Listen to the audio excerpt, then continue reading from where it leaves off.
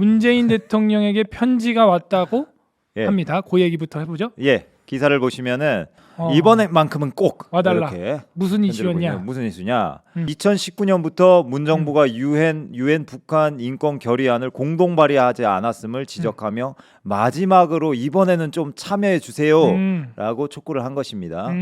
그래서 그 중에 인권 단체 중에 좀 유명한 휴먼 라이츠 워치라는 단체에서 이제 여러 명 사람들과 함께 문재인 대통령에게 이런 것들을 서한을 보낸 거죠. 네. 자세한 사항은 다음 뉴스 영상을 좀 보시면은 자, 소리 나가나요? 반발을 불러일으킨 북한 인권 결의안이 무엇인지 자세히 들여다보겠습니다.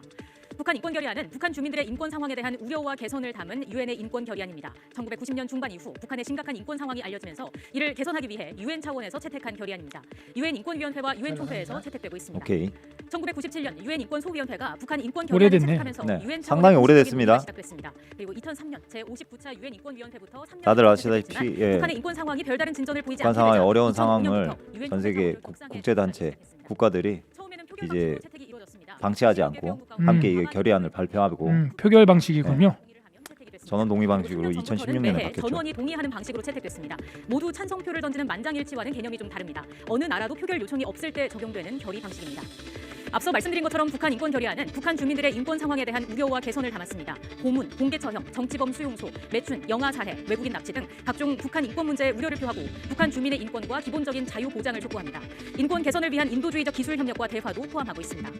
북한 인권 결의안은 북한의 인권을 국제사회의 관심 사안으로 부각시켰다는 점에서 의미가 있습니다. 하지만 유엔 안전보장 이사회가 채택하는 결의와는 달리 법적 구속력은 없다는 한계가 있습니다. 구속력은 없지만 북한은 국제사회의 인권 문제 제기를 체제 전복을 위한 시도이자 대북 적대 정책의 핵심으로 간주하고 있습니다. 북미 대화의 진전이 없는 점, 북한 인권 결의안이 채택된 것이 향후 북미 관계에는 어떤 자극으로 작용할지 주목됩니다. 네, 잘 들었습니다. 그렇습니다. 그래서 YTN 뉴스에서 나온 것처럼 네.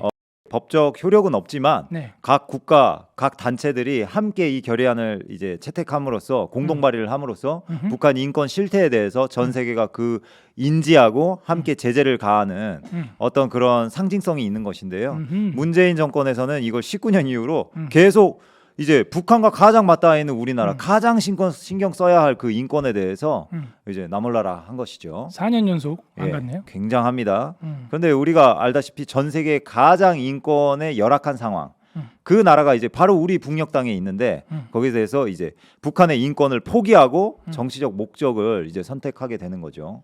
도대체 왜 그랬을까요? 이 55개국이 동참하고 있으면 이게 적은 게 아닌데요. 그죠? 그런데 거기에서 북한 인권 결의안에 2019년부터 4년간 참여하지 않은 것은 다른 거 없어요. 문재인 정부는 북한 인권에 북한 시민들의 인권을 파리 목숨으로 생각하는 거 아니냐. 본인은 정작의 인권 변호사 출신이라고 그렇게 홍보를 해서 대통령까지 대놓고서는 그 뒤부터는 뭐 북한 인권이 뭐 얼마나 세계 최하위 1위잖아요. 그죠? 최악의 인권 국가 1위인데도 이렇게 방치하고 있다는 것은 본인이 인권에 관심이 없다는 것을 자명하게 보여주고 있는 거 아니냐. 참여하지도 않고 투표에 결의에 투표도 하지 않았다. 근데 뭐 보면은 뭐 아니다. 그 뒤에 컨센서스에는 뭐 참여했다 이러는데 이거 뭔 소리예요 이게? 요거는 네? 이제 네.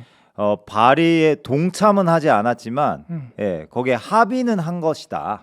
뭐 이런 입장을 취하고 있는 것이죠. 뭐 반대는 안 했다. 예, 반대는 하지 않았다. 그냥 가만히 있었다 방관자처럼 이제 네. 그런 겁니다. 적극적으로 예. 이건 앞으로 나서 가지고 당연히 인권을 변호했어야 되는 거죠. 우리가 주사 피해자들 생각해 보면 알잖아요. 네네. 별로 관심 없어요. 자기에게 정쟁의 대상이 되지 않는 것들은 별로 관심 없다. 장사 안 된다. 정치적인 장사가 안 된다. 그렇게 생각을 하고 있는 거 아니냐. 네. 저는 그런 생각을 벗어버릴 수가 없습니다. 한편으로 BBC 뉴스 한번 보시죠. 네. BBC에서도 이것을 다루는데 북한 인권 유엔 북한 인권 보고관 지난 6년간 북한 인권 더 악화됐다. 더 2022년 3월 18일자 뉴스인데요. 지난 6년간 북한의 인권 실태는 더 안 좋아졌다는 겁니다. 도대체 왜 그렇게 관심이 없는 거 그렇게 악해서 그렇다기보다는 뭔가 다른 걸 선택해서 다른 곳에 얻어야 할 게 있기 때문에 어쩔 수 없이 이렇게 집중하지 않았던 게 아닌가 그렇게 보게 됩니다. 왜냐하면 이제 남북이 화해 모드를 계속 추진해 왔고 트럼프 정권과 이제 북한의 김정은과 만남을 이렇게 주선하면서 여러 가지 시도를 했지 않습니까? 네. 그런 과정에서 이런 북한 인권에 대해서 우리나라 정부가 지적질을 하게 되면은 뭔가 불협화음이 생길 수 있고 부담이 되었던 것이죠. 그죠. 그건 이제 우리 덕국장님이 좋게 이제 네. 해석을 해준 거고 마치 네. 우리가 2002년도에 월드컵을 할 때 예. 연평도 이제 해전이 있었지 않습니까? 네네. 그게 우리에게 잘 안 알려진 그것도 아마 그런 행사나 잔치집에 그런 이야기 안 하는 게 좋겠다 해서 안 들어준 거 아니냐 전 그렇게 생각을 해요. 네. 그것처럼 이 부분도 지금 다룰 때가 아니었다라고 정부가 판단한 거고 우선순위에서 밀린 거죠. 그죠. 그러니까 우선순위에 이게 없다는 거예요. 제가 볼 때는. 그럼 그때 그 평화 저는 쇼라고 생각을 하는데 그 난리를 치고 우리는 무슨 평화를 얻었죠? 우리는 뭐 미사일 더 많이 최고로 많이 쐈죠. 최고 많이 써 ICBM 최고 많이 쏜 정권. 그리고 미사일 개발 제일 편안하게 하게 해준 정권. 지금 결국에는 우리가 얻은 게 맞아. 없어요. 연락서도 또 50억짜리 폭파시키고 예. 돈 날릴 대로 다 날리고 정보는 정부대로 다 빼가고. 소대가리 소리 듣고 예. 그러면은 우리는 어떻게 됐냐? 우리나라는 또 훈련을 해야 사람이 힘이 생기는 거 아니에요? 예, 예. 그죠? 운동을 해야 근육이 생기는 것처럼 5년 동안 훈련을 안 했어요. 군인들이. 그럼 우리 국방력은 본전 유지를 한 게 아니라 퇴보를 한 겁니다.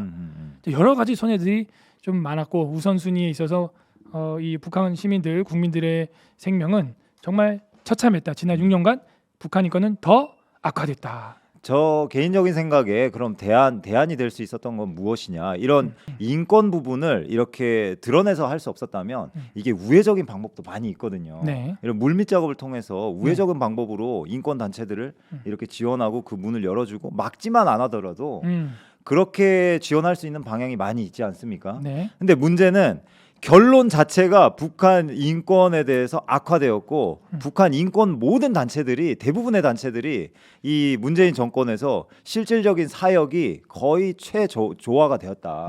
안 좋아졌다. 그러니까 이게 겉으로 드러나는 것과 또 실제 그 실질적인 부분조차도 다 안 좋아졌다는 것을 참. 이제 BBC에서도 인지하고 이걸 보도가 나오고 있는 것이 참 안타깝죠. 안타깝습니다. 예. 그래서 앞으로 다음 정권이나 이런 어떤 화해 무드가 또 있을 수도 있잖아요. 맞아요. 어떤 나중에 통일의 단계에서 네. 그때 아마 이런 것을 이슈화하기엔 어려울 거예요. 하지만 이런 우회적인 방법으로 지원을 탈북자들이 중국으로 나갈 때 네. 우회적인 방법으로 도울 수 있는 방안이 많이 있습니다. 맞습니다. 교회들이 곳곳에 이렇게 뿌려져 있지 않습니까? 네네.